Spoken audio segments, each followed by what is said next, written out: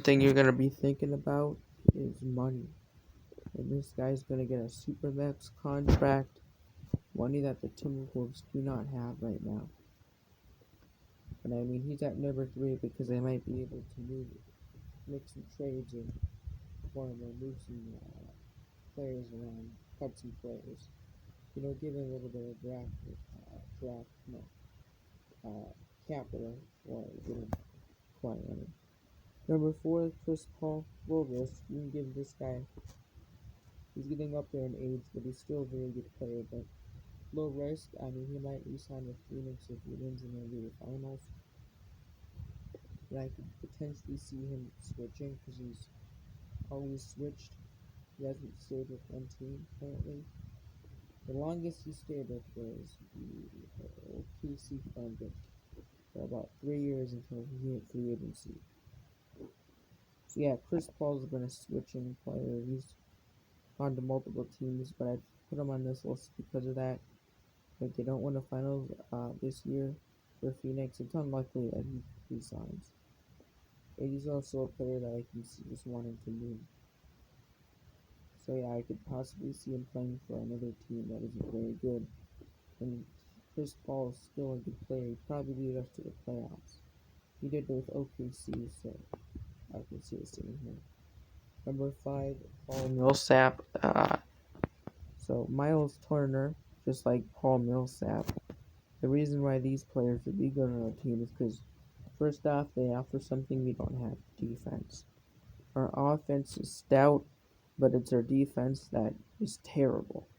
We're always dead last in the league, so getting players like Miles Turner or Paul Millsap on a team-friendly contract would be huge for this team. We got Kyle Lowry. This would be a high risk due to contract. Kyle Lowry, a really good player. He's the same with Kawhi Leonard. They're going to be wanting the money, and Kawhi Leonard more so probably gets about $100 million guaranteed. Kyle Lowry, he's probably going to get paid a $90 million contract. These players are high risk and really high players to get from the free agency market, especially especially Kawhi Leonard. He's going to be super hard to get. He's probably wanting to play on a potential playoff team. Timberwolves don't offer that. And Kyle Lowry, the same, probably wants to play on a potential playoff team. So these two players would probably go to a team like LA or a team where they can, contend. But that doesn't mean that we can't get them. It's super hard to.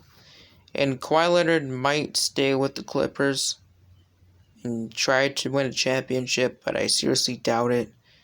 He's had some problems with Paul George's contract, and the unlikely friendship with Paul George has turned into flames. So I don't think he's coming back to LA. So he's hitting free agency and probably signing a contract with a playoff team.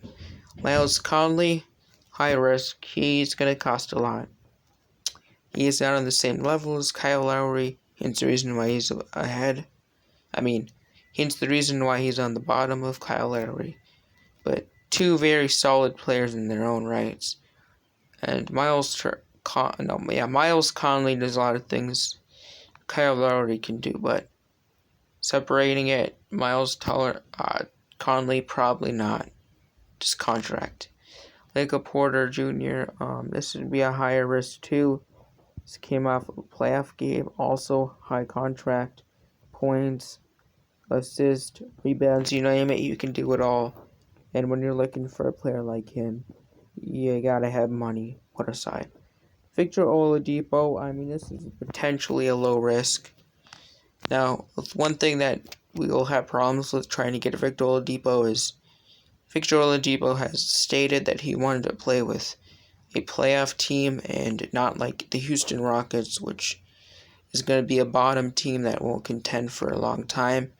So Victor Oladipo most likely not coming here because of his words. He said he wanted to play for a playoff team, and we're not there.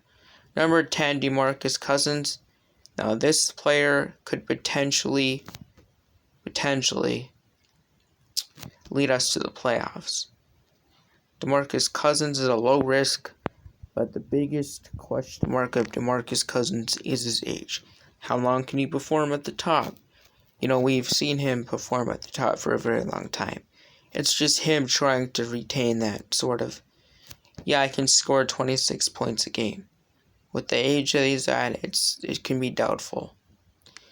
So, if he does come to Minnesota, it's probably going to be a really good play by Minnesota to pick a guy like him up.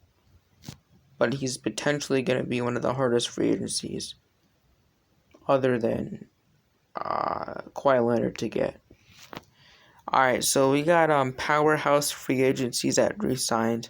These are all the free agencies that were about to hit, but have signed long-term contracts. And unfortunately, these free agencies would be a big time in this class.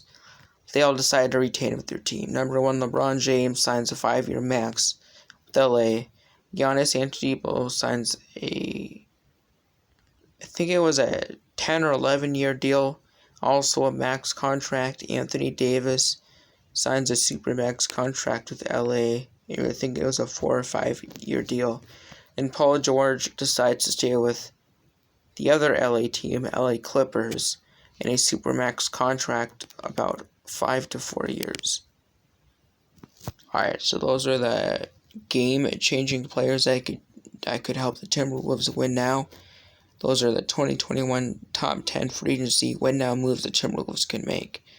If you like this video, I'll be back in the next one.